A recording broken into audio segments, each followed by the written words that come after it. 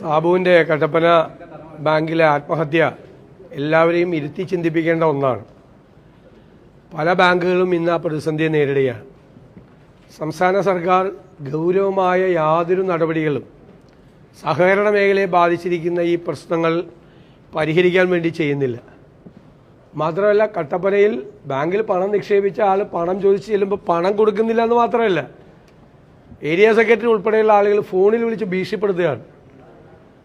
കഠിനാധ്വാനം ചെയ്ത ഒരു മനുഷ്യനുണ്ടാക്കിയ അധ്വാനത്തിൻ്റെ ബലം ബാങ്കിൽ കൊണ്ടുപോയി നിക്ഷേപിക്കുമ്പോൾ ഒരു ഭാര്യയുടെ ഓപ്പറേഷന് പോലും ആ പണം കൊടുക്കില്ല എന്ന് മാത്രമല്ല, നിക്ഷേപകൻ പണം ചോദിച്ചു വരുമ്പോൾ അവനെ ഭീഷണിപ്പെടുത്തുക എന്നത് CPM എത്ര അധപ്പതിച്ചിരിക്കുന്നു എന്നതിൻ്റെ ഏറ്റവും വലിയ ഉദാഹരണമാണ്.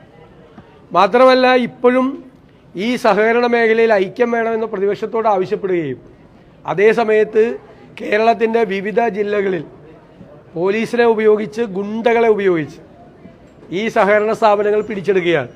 അങ്ങനെ കോൺഗ്രസിൽ നിന്ന് പിടിച്ചെടുത്ത ഒരു സ്ഥാപനമാണ് ഈ കട്ടപ്പനയിലെ ബാങ്ക്. അങ്ങനെ പിടിച്ചെടുത്ത പല ബാങ്കുകളും തകർച്ചയെ നേരിടുകയാണ്. എന്നിട്ടും 21 ബാങ്കാണ് പത്തനംതിട്ട ജില്ലയിൽ മാത്രം CPM പിടിച്ചെടുത്തത്. ആ പല ബാങ്കുകളും ഇന്ന് വലിയ പ്രതിസന്ധിയെ നേരിടുകയാണ്. ഞങ്ങൾ രാഷ്ട്രീയമായി ഒരു തീരുമാനമെടുത്താൽ ഈ ബാങ്കൊന്നും ഉണ്ടാവില്ല. കാരണം ഞങ്ങളുമായി ബന്ധപ്പെട്ട ആളുകളുടെ നിക്ഷേപമാണ് 70-80% ഈ ബാങ്കുകളിൽ. ആ ബാങ്കുകളാണ് ഗുണ്ടകളെ ഉപയോഗിച്ചുകൊണ്ട് പിടിച്ചെടുക്കുന്നത്. ഞങ്ങളൊരു നിർദ്ദേശം കൊടുത്താൽ 24 മണിക്കൂറിനകം ഈ വിഡ്രോവൽ ഉണ്ടാവും ബാങ്കിൽ. പിന്നെ ഈ ബാങ്ക് ബാക്കിയുണ്ടാവും. കേരളത്തിൽ സഹകരണ മേഖലയുടെ ഗതി ഉണ്ടാവും. ഞങ്ങളാണ് ഉത്തരവാദിത്തത്തോടു കൂടിയ പ്രതിപക്ഷമായി പെരുമാറിയത്. പക്ഷേ ഗവൺമെൻറ്റിൻ്റെ ഭാഗത്തു നിന്ന് ഇപ്പോഴും എല്ലാ UDF ബാങ്കുകൾക്കെതിരായും 65 എൻക്വയറി വെറുതെ ഉത്തരവിടും നിസ്സാര കാര്യങ്ങൾക്ക്. എന്നിട്ട് പിറ്റേ ദിവസം CPM-കാരെ കൊണ്ട് മാർച്ച് വയ്ക്കും. അപ്പോൾ ആളുകൾക്ക് പേടിയാവും. കാരണം ആളുകളുടെ പണം നിക്ഷേപിച്ചിരിക്കുകയല്ലേ, മകളുടെ കല്യാണത്തിന് വേണ്ടി, അല്ലേ, വീട് നിർമ്മിക്കുന്നതിന് വേണ്ടി, എന്തെങ്കിലും ആവശ്യത്തിന് വേണ്ടി, അല്ലെങ്കിൽ പെൻഷൻ കിട്ടിയ തുക ഒക്കെ ആളുകൾ നിക്ഷേപിച്ചിരിക്കുകയാണ്.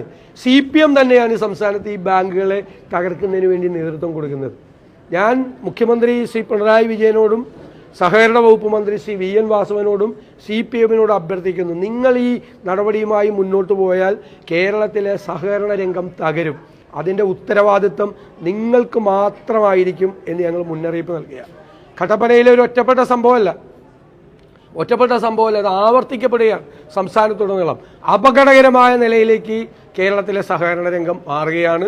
ഞങ്ങളിത് മുന്നറിയിപ്പ് നൽകുകയാണ്.